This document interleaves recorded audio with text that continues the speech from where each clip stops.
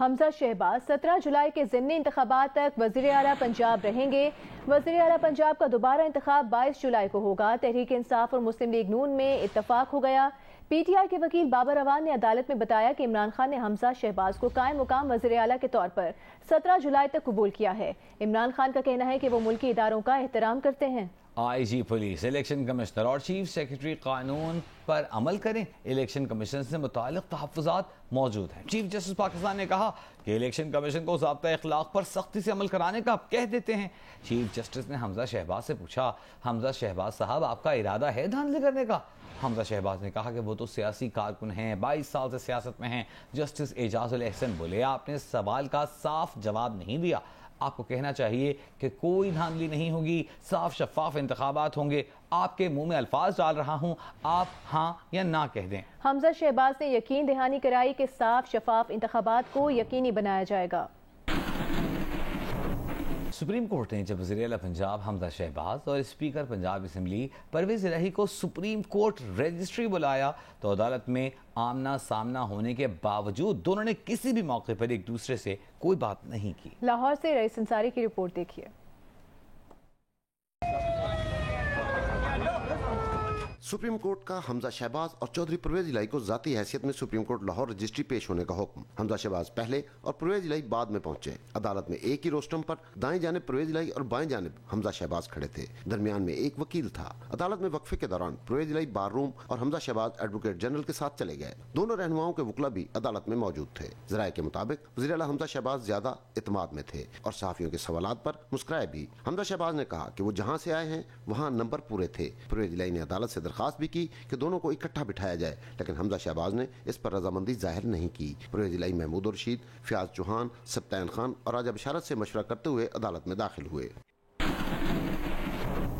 وزیر اعلیٰ پنجاب حمزہ شہباز نے کہا ہے کہ ضمنی الیکشن کے بعد 22 جولائی کو وزارت اعلیٰ کا الیکشن دوبارہ ہوگا۔ انہوں نے کہا کہ 17 جولائی کو دودھ کا دودھ اور پانی کا پانی ہو جائے گا۔ سپریم کورٹ کے فیصلے کے بعد پنجاب اسمبلی کے باہر میڈیا سے گفتگو کرتے ہوئے حمزہ شہباز نے کہا، پنجاب پچھلے کئی ماہ سے آئینی بحران کا شکار رہا۔ عدالت نے کہا ہے کہ ضمنی الیکشن کے بعد 22 جولائی کو دوبارہ الیکشن ہوگا۔ پنجاب کے عوام نواز شریف اور شہباز شریف پر اعتماد کرتے ہیں۔ 5 دن میں الیکشن کمیشن نوٹیفیکیشن کرتا ہے تو آپ 22 کو دوبارہ الیکشن کرائیں، تو میں نے کہا یہ تو میرے لیے قابل قبول ہے، میرے پاس چھپانے کے لیے کچھ نہیں ہے۔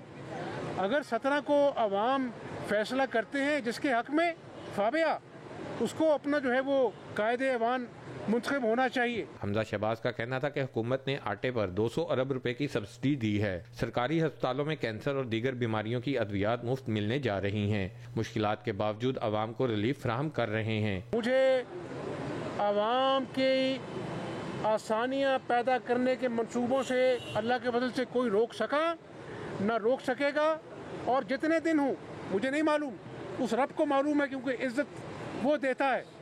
جب تک ہوں صوبے کی عوام کی خدمت کروں گا، یہ میرا وعدہ ہے۔ وزیر اعلیٰ پنجاب کا کہنا تھا کہ نون لیگ نے ملکی مفاد کے لیے سخت فیصلوں کا سیاسی بوجھ اٹھایا ہے۔ کیمرہ مین خالد خان اور اے آر عدنان کے ساتھ اعظم علی، جیو نیوز، لاہور۔ دونوں فریق خوش ہیں۔ اسپیکر چودھری پرویز الہی بھی کہتے ہیں کہ سپریم کورٹ نے بہت اچھا فیصلہ دیا ہے، ان کا موقف تسلیم کر لیا گیا ہے۔ 22 جولائی کو پنجاب اسمبلی کا اجلاس اسمبلی بلڈنگ میں ہوگا، کہیں اور نہیں ہوگا۔ وہ چیزیں ہم چاہتے تھے اللہ تعالیٰ کے فضل و کرم سے وہ بالکل آج مانی بھی گئی ہیں، اور وہ فیصلے میں بھی، اور خود چیف جسٹس صاحب نے کہا ہے کہ یہ بڑا اچھا اجتماعی فیصلہ ہوا ہے کہ اتنی دیر کا کرائسس چل رہا ہے کئی ماہ سے پنجاب کے اندر، وہ آج سیٹل ہوا ہے، اور سب کو ہی میں شکریہ بھی اور خراج تحسین بھی پیش کرتا ہوں کہ انہوں نے ایمیکیبلی بیٹھ کے سیٹل کیا ہے۔ اب طے چیزیں جو ہوئی ہیں نا، اس میں یہ ہے کوئی یہ پولیس اور وکٹمائزیشن کا عمل نہیں ہوگا، اور بالکل رولز کے مطابق چلا جائے گا، اور ہماری اس میں مشاورت بھی ہوگی۔ پنجاب اسمبلی کی 5 مخصوص نشستوں پر نوٹیفیکیشن جاری کرنے کے معاملے پر لاہور ہائی کورٹ کا فیصلہ الیکشن کمیشن کو موصول ہو گیا۔ الیکشن کمیشن نے ترجیحی لسٹ کے مطابق پی ٹی آئی کے مجوزہ ممبران سے ڈکلیریشنز مانگ لیے ہیں. ڈکلیریشنز الیکشن ایکٹ کی شق 104 سب سیکشن 6 کے تحت مانگے گئے ہیں. خواتین نشستوں پر بطول جنجوعہ سائرہ رضا، فوزیہ عباس کو ڈکلیریشن جمع کرانے کی ہدایت کی گئی ہے، جبکہ اقلیتی نشست پر حقوق گل اور سیموئل یعقوب کو ڈکلیریشن کے لیے آگاہ کیا گیا ہے.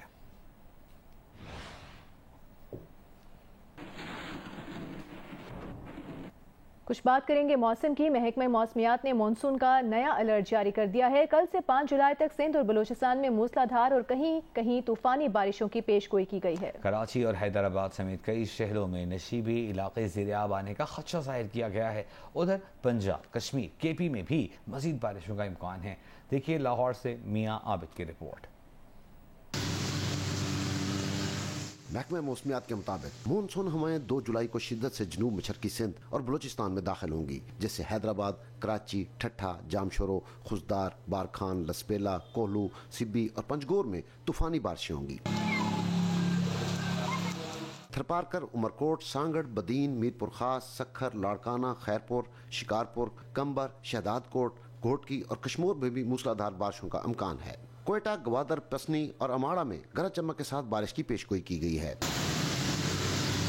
کراچی، حیدرآباد، ٹھٹھہ، بدین، خزدار اور گوادر کے نشیبی علاقے زیر آب آنے کا خطرہ ہے، جبکہ بارکھان، جوب، سبی، پنجگور، کولو اور دادو کے نقدی نالوں میں تغیانی کا خدشہ ظاہر کیا گیا ہے. محکمہ موسمیات نے خبردار کیا ہے کہ ماہی گیر 3 سے 5 جولائی تک سمندر میں جانے سے گریز کریں اور متعلقہ ادارے احتیاطی تدابیر اختیار کریں. شمال مشرقی پنجاب، کشمیر اور کے پی کے میں بھی گرج چمک کے ساتھ مزید بارشوں کا امکان ہے. میاں عابد، جیو نیوز، لاہور. کراچی میں لوڈ شیڈنگ سے مستثنا علاقوں میں بھی دن کے بعد اب راحت میں بھی لوڈ شیڈنگ کا اعلان کر دیا گیا. کہ الیکٹرک کی جانب سے صارفین کو کیے گئے ایس ایم ایس کے مطابق رات کے وقت مستثنا علاقوں میں کہیں 2 گھنٹے تو کہیں 3 گھنٹے لوڈ شیڈنگ کی جائے گی. مستثنا علاقوں میں لوڈ شیڈنگ کا مجموعی دورانیہ 4 سے 6 گھنٹے تک جا پہنچا. کہ الیکٹرک نے اپنے صارفین کی زندگی اجیرن کر کے رکھی ہے. اسی پر احتجاج کرتے ہوئے جماعت اسلامی کراچی کا دھرنا اس وقت کے الیکٹرک کے مرکزی دفتر پر جاری ہے.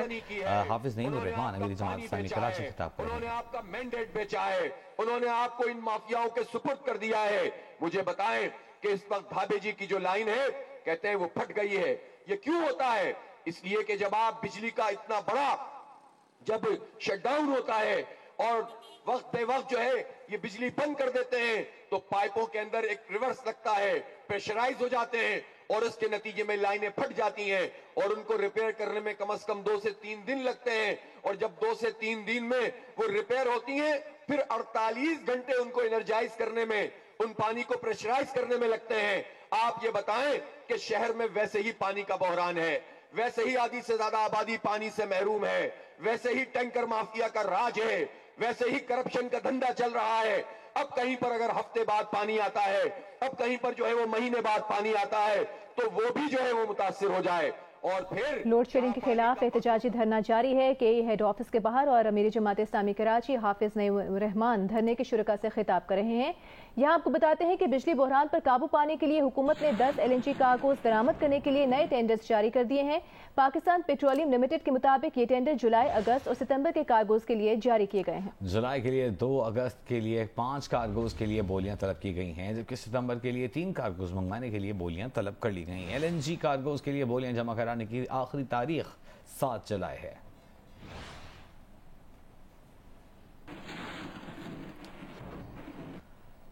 پیٹرولیم مصنوعات کی قیمتوں میں اضافے کے بعد ملک بھر میں پیٹرولیم مصنوعات کی کھپت میں کمی دیکھی گئی. 1 ماہ کے دوران پیٹرولیم مصنوعات کی کھپت میں 11% تک کمی دیکھی گئی. پیٹرول کی کھپت میں 2%، ڈیزل کی کھپت میں 16% اور مٹی کے تیل کی کھپت میں 12% کمی دیکھی گئی.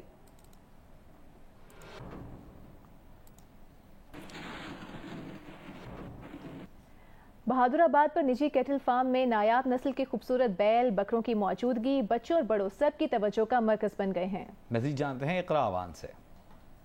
عید قربان آتے ہی شہر کے مختلف مقامات پر جانور آنا شروع ہو گئے ہیں. آج میں بہادر آباد پر موجود ہوں جہاں قربانی کے لیے بڑے بڑے اور نایاب نسل کے جانور لائے گئے ہیں. بڑے بڑے کتنے بڑے؟ چیئرمین تحریک انصاف عمران خان نے اسلام آباد پالیسی انسٹی ٹیوٹ سے خطاب کرتے ہوئے کہا ہے کہ جیسا ابھی چل رہا ہے ویسا چلتا رہا تو پاکستان کا کوئی مستقبل نہیں ہوگا۔ تحریک انصاف کے دور میں زراعت، انڈسٹری اور دیگر شعبوں میں بہتری آ رہی تھی، ایسی کون سی قیامت آ گئی تھی کہ ان کی حکومت کو بیرونی سازش کے تحت ہٹایا گیا؟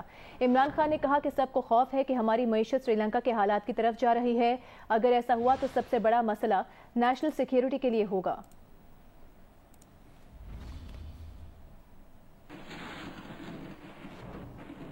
بنیادی شہری سہولیات اور مناسب فنڈنگ سے محروم کراچی نے ٹیکس وصولی کا ریکارڈ ایک بار پھر توڑ دیا ہے۔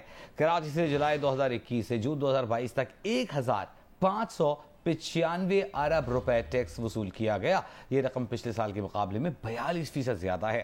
کراچی سے ٹیکس وصولی وفاقی حکومت کے ہدف سے بھی زیادہ رہی۔ ایف بی آر کے مطابق وفاقی حکومت نے کراچی سے 1449 ارب روپے ٹیکس وصولی کا ہدف مقرر کیا تھا۔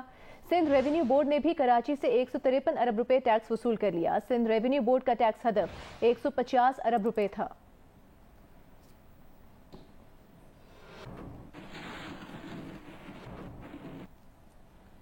امریکی تحقیقاتی ادارے ایف بی آئی نے 4 ارب ڈالر کے سکینڈل میں ملوث ایک خاتون کی نشاندہی پر $1 لاکھ کا انعام مقرر کر دیا ہے۔ بلغاریہ نژاد روجا اگناتووا پر الزام ہے کہ اس نے جعلی کرپٹو کرنسی سکینڈل کے ذریعے سرمایہ کاروں کو 4 ارب ڈالر کی رقم سے محروم کر دیا۔ روجا اگناتووا نے ان سرمایہ کاروں کو جعلی کرپٹو کرنسی بیچی۔ ایف بی آئی نے خاتون کو 10 مطلوب ترین افراد کی فہرست میں شامل کر لیا ہے۔ جرائم کی دنیا میں اس خاتون کو کرپٹو کوئین کہا جاتا ہے۔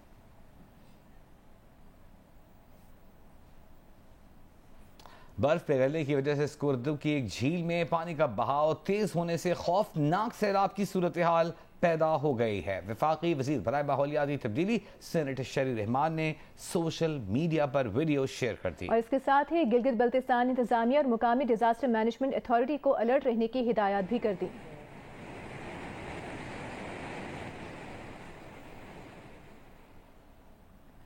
ابھی آپ کو بتائیں گے 1 جولائی سے ایل پی جی کی فی کلو قیمت میں $1.66 اضافہ کر دیا گیا۔ ایل پی جی کا 11.8 کلو گرام کا گھریلو سلنڈر $19.62 مہنگا ہو گیا۔ اوگرا نے نوٹیفیکیشن جاری کر دیا۔ اوگرا نوٹیفیکیشن کے مطابق ایل پی جی کی 1 کلو گرام کی نئی قیمت $220.42 مقرر کی گئی ہے۔ ایل پی جی کے گھریلو سلنڈر کی قیمت $2601 مقرر کی گئی ہے۔ جون میں ایل پی جی کا گھریلو سلنڈر $2581.35 کا تھا۔